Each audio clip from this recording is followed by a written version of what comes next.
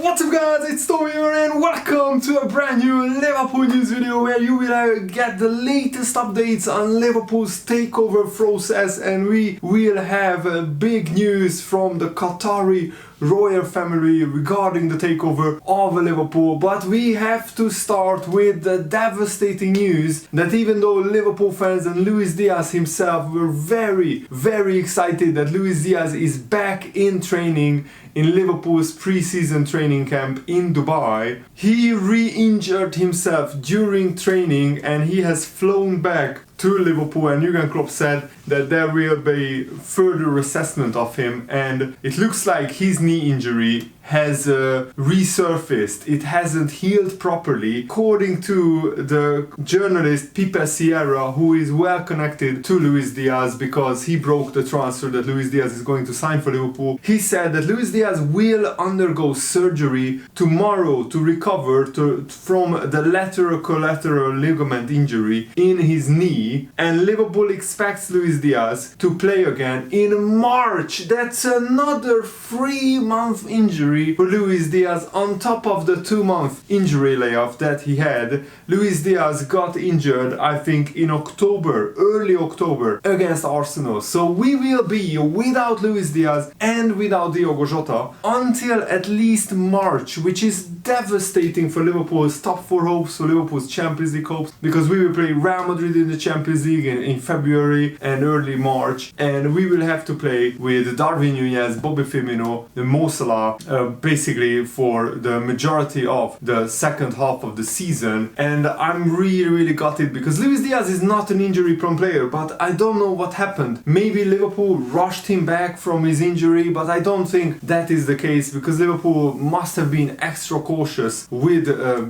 players. We don't want any other injuries to happen, and I really was hoping that Luis Diaz would be fit and ready to go for the restart of the Premier League season, but that is devastating news. I still hope that you guys enjoy these updates that I'm doing for you guys while I'm on holiday. If you appreciate that, leave a like and subscribe if you are new around here so you never miss the latest updates on Liverpool FC. And at least now Liverpool have a club doctor once again, and these problems should hopefully not be something that occur too often. But news of Luis Diaz and Diogo Jota being out until March is definitely a concern. Do you want Liverpool to go in the transfer market and sign another attacker? We will have to play Harvey Elliott and Fabio Carvalho as our backup attackers, as our backup wingers, and that is it looks like attacking wise we will be paper thin. And if Salah or Darwin Núñez or Bobby Firmino gets injured, then Liverpool will be severely limited up front until at least March, until Jota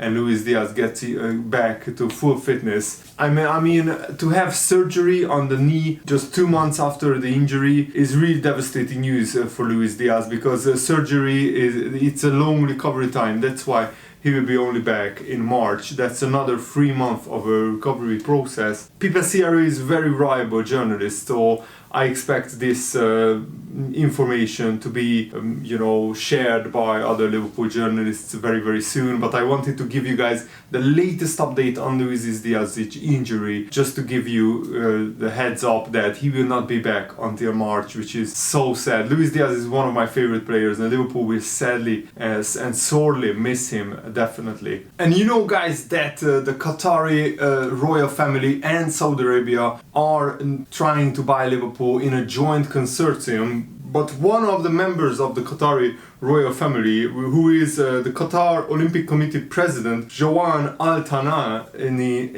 he said, this is according to sources for ESPN, he said that he is not in talks with FSG over a potential or full or partial takeover of Liverpool Football Club. Sheikh Tamim bin Hamad Al Thani, the Emir of Qatar, is already involved in the ownership of elite level football club Paris Saint-Germain through the Qatar Sports Investment ownership of PSG, which is funded by the Qatar's Sovereign Wealth Fund. And it's likely that another Qatari investment firm is interested in buying Liverpool. But earlier this week the reports claimed that Qatari Saudi Arabia consortium has emerged as strong contenders, but this only means that this particular person, this particular sheikh, is not interested in buying Liverpool, but of course other members of the Qatari royal family and other members of the Qatari investment fund could be interested, and there are a lot of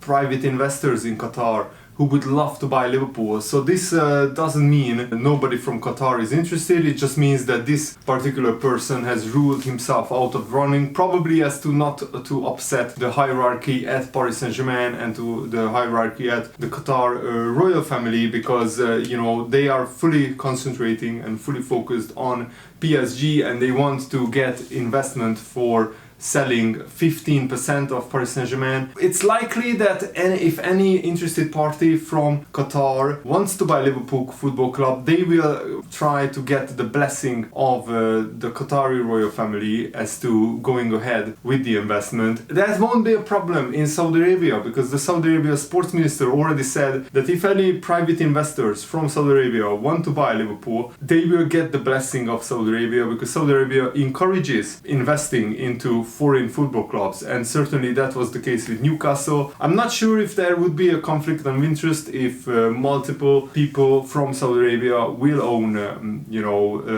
multiple Premier League clubs, because that's different than an open market USA, where of course different businessmen could own different franchises in the NBA in the same league, or different football clubs in the Premier League. There are already multiple American businessmen owners of Premier League clubs. So I don't see that certainly as a big problem if multiple people from Qatar own multiple football clubs, or if multiple people from Saudi Arabia own multiple football clubs in the same league. And David Lynch, a journalist, has spoken in detail about the Saudi Qatari consortium that wants to take over Liverpool Football Club, and he said it's still early days in this takeover process, but I've been told that one of the parties that are leading the interest is a joint consortium of Qatari and Saudi investors. It would have been unthinkable a couple of years ago, given the diplomatic relations between Qatar and Saudi Arabia, but things have considerably changed in the last couple of years. We have seen their rulers sat next to each other at the World Cup, and things look a lot brighter, and that's opened up the possibility of these two companies from these form these companies to bid for Liverpool. The opening bid they are hoping to lodge to FSG is around £3.2 billion, and that's a bid that is going to come with a lot of wealth behind it, and that's exactly what Liverpool need if we want to progress, if we want to get to the next level. And we are looking to sign Jude Bellingham and other midfielders in the January transfer window. And the fact that the Qatari and Saudi Arabia investors have paired up, it means that they didn't want to be the two richest sides of a bidding war and allow the price to get out of control, because they could purchase Liverpool with a joint consortium. And that's, I think, very interesting, but will they be in agreement all of the time? That's one concern that I have, that if a joint bid buys Liverpool, then who will be the main people making the decisions? Will they get into arguments on how they exactly want to run Liverpool Football Club? Because we don't want internal turmoil at Liverpool Football Club. That's what I wanted to say. We don't want two people or two different groups arguing behind the scenes on where exactly they want to take Liverpool. So that's my main worry if this goes through. Things have completely changed. They really sorted out all their differences, and Liverpool may be part of a strategy to be an olive branch of sorts, to bring these two together and buy the football club. So yeah, Saudi Arabia and Qatar did a lot of work behind the scenes in the last 2 or 3 years to make amends. But there are also different newspapers reporting that FSG are also looking at strategic partners to be investing into FSG. So if they can't sell Liverpool Football Club, or if they find investors who just want to buy a portion of Liverpool Football Club, then they would be happy to invest into Liverpool Football Club to compete with the likes of Chelsea, Manchester City, Newcastle United in the transfer market. And FSG wouldn't mind if they remained the main owners of Liverpool Football Club and they would just sell part of Liverpool FC and that investment could be funneled into the football club. And if that is the case, and if they truly would fund more transfers, then I wouldn't be against that scenario either. The most important thing is Liverpool having enough money in the transfer market to compete for the best talents, for the best world-class players in the world, because I want Jurgen Klopp to have this next 3 years with the best chance of winning trophies and titles and silverware, because that's all what ultimately matters. Liverpool Football Club is there to compete at the very top end of English and European football, and we want what's best for the football club and for the community and for the fans as well. And Jurgen Klopp needs all the tools at his disposal to be able to fight against Man City and Newcastle, because their spending power at the moment is a lot bigger than Liverpool Football Club, and we want to change that. We want to close that gap a little bit. And if FSG find investment and investors, and if we could sell maybe 20-30% of Liverpool, that would still be like 700 million, 800 million pounds. That would be still a brilliant scenario, and I really hope that is the case. And Steven Gerrard, the Liverpool legend, my favorite player growing up, has spoken in glowing terms about Jordan Henderson. He said, obviously being an England fan, I'm following England and Jordan Henderson from a personal point of view. I think he has been immaculate both on and off the pitch. His last performance, he was obviously man of the match, very well deserved, and he shut a few critics up with his performances. Being a midfielder, being around Jordan Henderson on a daily basis, to see the sacrifices, his dedication, and what he puts into his own preparation, the hard work that he puts in, I'm not surprised that he's putting in these level of performances at the World Cup. But it seems as if a lot of people outside of the Liverpool FC family don't need an invite to point a finger towards Henderson, so I'm delighted that he has shut a few of those critics up. And you know that Henderson is not a flashy midfielder, he's not always like doing flashy skills, he's not the fastest, he's not the quickest, he's not the most skillful. Of course he's not the, a Steven Gerrard type of midfielder who will score 15-20 goals from midfield, and he's also not a dribbling maestro, but his hard work, his dedication, and also his type of football really has been one of the best midfielders at Liverpool, and certainly at this World Cup he has been really impressive. With England, yes, his form has dipped. In the first half of the season he was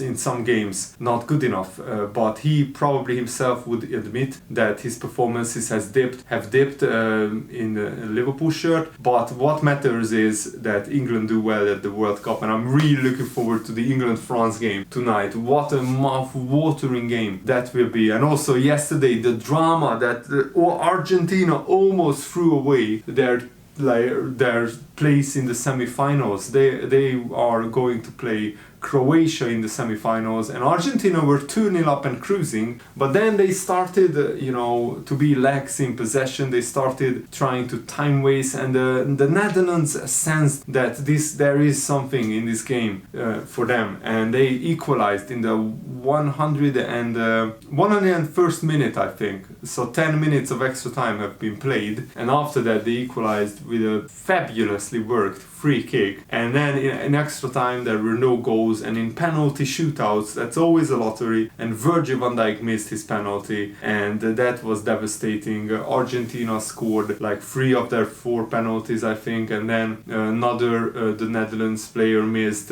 after Van Dijk. So Emi Martinez, the Argentina goalkeeper, saving the first 2 penalties for the Netherlands is absolutely brilliant, and I'm happy for Lionel Messi. I really hope that Messi wins the World Cup, because that would undoubtedly cement him as the best player in the world, and the best player that has ever played football, and I think he's the best player. Of course, I haven't seen Pelé or Maradona live. I wasn't alive when they were in their prime, so I can't really judge them properly. Since the 1990s, Messi is definitely the best footballer to to play football, and we are lucky to witness his greatness, in my opinion. But tonight, France-Germany, that is honestly one of the games that I'm most looking forward to. It's going to be absolutely fascinating, and I really hope England go through. As you can see, I have an England shirt on, so come on England, let's try and beat France and Mbappe. It's going to be a really huge game, and I'm really looking forward to it.